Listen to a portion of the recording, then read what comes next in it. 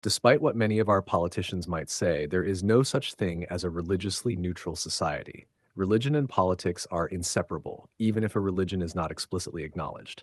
Secularism is no exception. As soon as you define areas where God is not allowed to matter or not allowed to come into the equation, as soon as you judge an action or behavior as moral or immoral, good or bad, you are exercising a religious conviction. You are presupposing a belief about God, whether or not he exists, how he relates to the world or how he doesn't, how we are to respond to him or not respond to him. You don't need an explicit reference to God for it to be a religious commitment. You only need to finish the sentence, God is. Any contrast made between secularism and theocracy fails to recognize the fact that every system is governed by a reigning theos.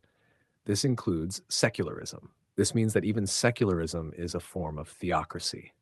To identify the God of the system, you only need to locate that system's source of law and highest court of appeals, as Cornelius Van Til noted. As such, it is not whether we implement a theocracy, but which theocracy will be implemented.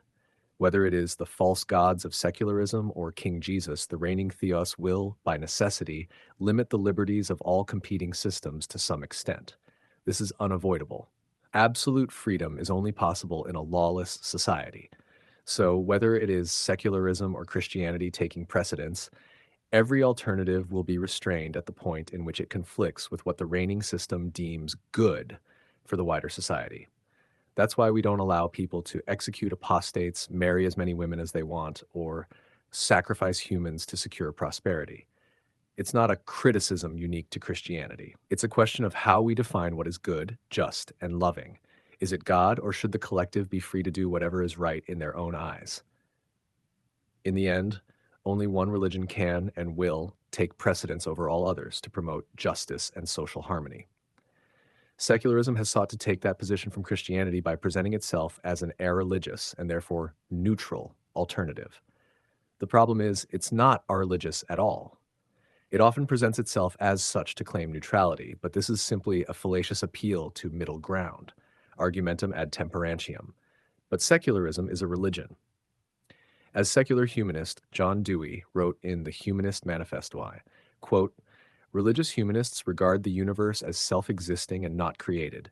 Humanism asserts that the nature of the universe depicted by modern science makes unacceptable any supernatural or cosmic guarantees of human values. Religion must formulate its hopes and plans in the light of the scientific spirit and method. Man is at last becoming aware that he alone is responsible for the realization of the world of his dreams, that he has within himself the power for its achievement. While this age does owe a vast debt to the traditional religions, it is nonetheless obvious that any religion that could hope to be synthesizing and dynamic force for today must be shaped for the needs of this age. To establish a religion is a major necessity for the present." End quote. Secularism is not opposed to religion. It's not religious or religiously neutral. It's simply opposed to the religion that affirms the sovereignty of God over man. As such, within secularism, there is a theology that must be maintained and a morality that must be upheld. It is a system that replaces God with man and the church with the state. And this has consistently been the recipe for the worst horrors inflicted on the world at the hands of fellow man. When the secular state refuses to acknowledge an authority above itself, it becomes an authority to itself.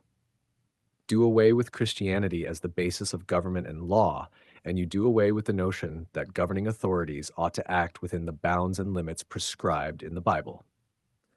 As such, the religion of secularism is no safeguard against religious tyranny.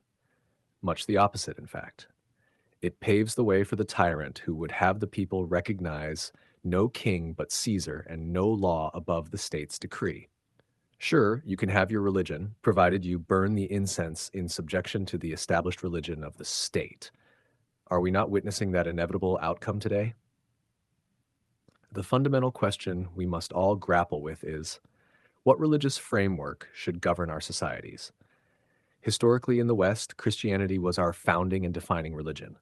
However, as society increasingly distances itself from its Christian heritage, we seem to be witnessing a rise in societal chaos and disorder. That is not by chance. It is the inevitable effect of casting off of that which made our nations great.